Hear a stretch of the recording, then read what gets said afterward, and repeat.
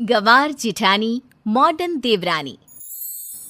अर्पिता की शादी राकेश से तय होती है, जो एक सरकारी नौकरी करता था। अरे चाची, अर्पिता इतनी सुंदर, पढ़ी लिखी और मॉडर्न लड़की है, फिर कहाँ आप इसकी शादी ऐसे घर में कर रही हैं? अरे लड़का सरकारी नौकरी करता है, इंजीनियर है, खूब कमाता है, खूब मेहनत की है लड़के ने इस नौकरी के लिए। अर्पिता भी राकेश को पसंद नहीं करती थी, लेकिन पिता ने हाँ कर दिया तो शादी के लिए मन मारकर तैयारी कर रही थी। हाँ माँ, चाची ठीक ही तो कह रही हैं। पता है मेरी सहेलियों के पति कितने मॉडर्न हैं। अरे देख बेटा, तू मॉडर्न है ना, वो पढ़ने लिखने वाला गांव का होनहार लड़का है, तू जैसा रखेगी रहेगा। अब तक कोई उसकी केयर करने वाला नहीं था, है तो सिर्फ एक भाई भाभी, और माँ पिता तो गांव में ही रहते हैं। अर्पिता का मुंह बन जाता है। वो पिता के फोन से राकेश का नंबर लेकर उसे मिलने के लिए बुलाती है। आज तो मैं उसे साफ साफ मना कर दूंगी, मुझे नहीं करनी शादी। शक्ल देखी है ना, कपड़े पहनने का तरीका है ना बोलने का। अर्पिता राकेश से मिलने जाती है। अब क्या हो गया, आपने मुझे अर्जेंट मिलने को बुलाया, सब ठीक तो है ना? हाँ सब ठीक है, पर मैं आपसे कुछ कहना चाहती हूँ। आप ना इस शादी से मना कर दे। राकेश की आंखें अर्पिता की इस बात से लाल हो जाती है। वो रोंधे गले से कहता है, लेकिन शादी की सारी तैयारियां हो गई हैं।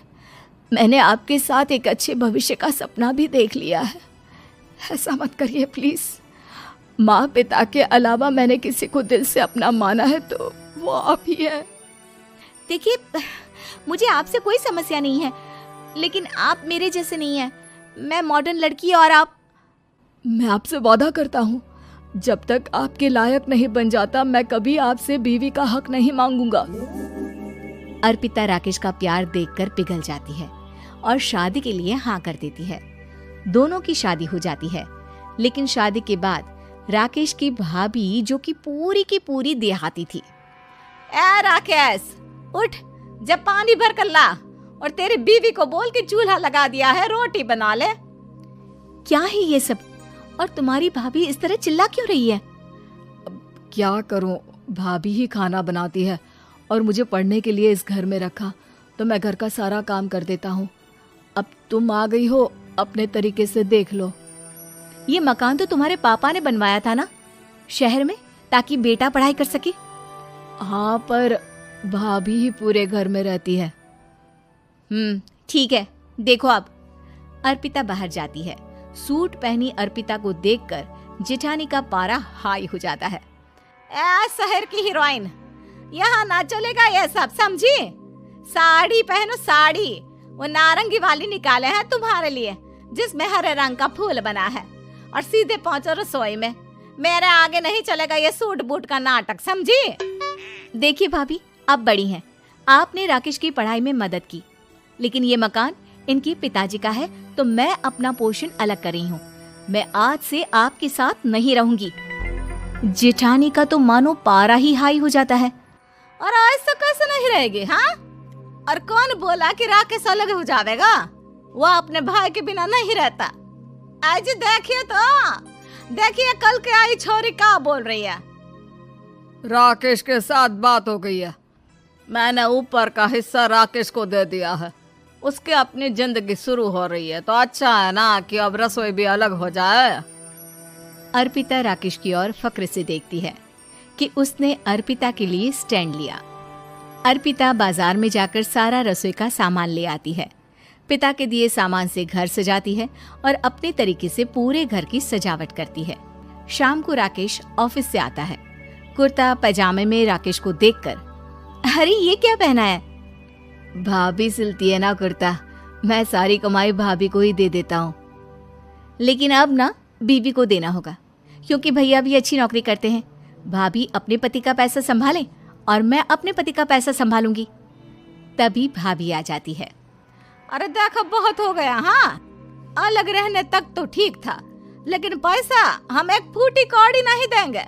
बचपन से तुम्हारे पति को हमने पाला है, उसका हिसाब दो। अच्छा, हिसाब चाहिए? कितना पढ़ी है आप जो आपको हिसाब चाहिए? बड़े भाई हैं उनकी, जिन्होंने उन्हें पढ़ाया लिखाया, वो हिसाब मांगेंगे तो जरूर दे दूंगी भाभी। अरे देख, हाँ, अगर तूने पढ़ाई की है तो मैं भी अंगूठा छापना हूँ। अरे 5 की क्लास तक पूरी पढ़ाई की है, समझे? वैसे भी कल इन लोगों के माँ बाबूजी आ रहे हैं गांव से, वही लोग ठिकाने लगाएंगे तुझे। अगले दिन सास ससुर आते हैं, दोनों बहुत ही सीधे लोग। अच्छा किया जो ऊपर के हिस्से में राकेश की गृहस्थी लगा दी।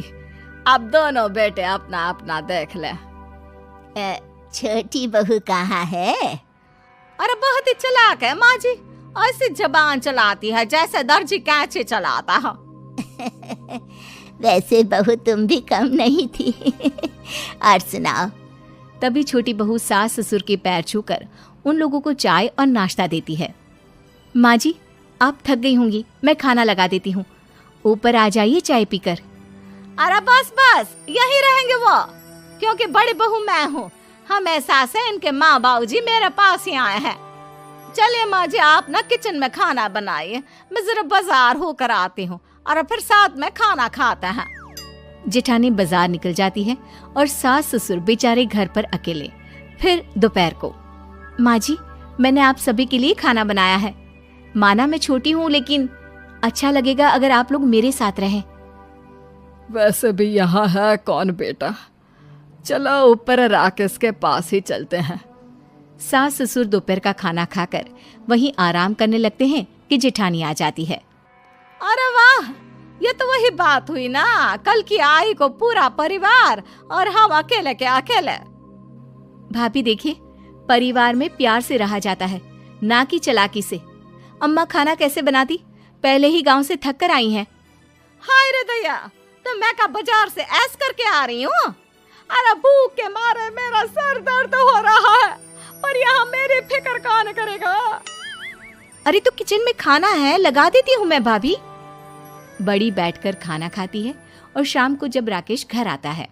अरे राकेश, तू तो पूरा हीरो लग रहा है इन कपड़ों में। ऐसे कपड़े पहले क्यों नहीं पहनता था? राकेश बीवी की तरफ देखता है और फिर कहता है, माँ पहले पहनाने वाली नहीं थी ना। हाँ हाँ, और हम जो हाथ से सिल सिल कर कुर्ता पहनाते थे उसका का? अरे तुम्हारे भैया तो आज भी पहन रहे हैं। तभी अर्पिता सास के लिए कपड़े और ससुर के लिए शर्ट पैंट ला कर देती है। उन लोगों को फ्रिज से ठंडा पानी और टीवी में फिल्म दिखाती है। अरे कब से इनको बोल रहे हैं कि फ्रिज वाले आओ, लेकिन ये है कि मानत ही ना है। बहू, अब तो तुम ही समझाओ ससुर जी को। नहीं पापा, आप फ्रिज मत लीजिए। अरे वाह रे छोटे, खुद फ्रिज का ऐसे का मजा ले, और इनकी माँ के पास फ्रिज भी ना हो। अरे देखा पिताजी, देखा माँ जी कब बोल रही है। अरे उसकी पूरी बात तो सुन लो कि वो क्या बोल रही है। वो इसलिए क्योंकि अब माँ जी और पापा यहीं रहेंगे मेरे पास। घर को घर सिर्फ मॉडर्न या गांव की सोच नहीं, बल्कि संस्कार बनाते हैं भाभी, और संस्कार अच्छे हो तो सब सही हो जाता है।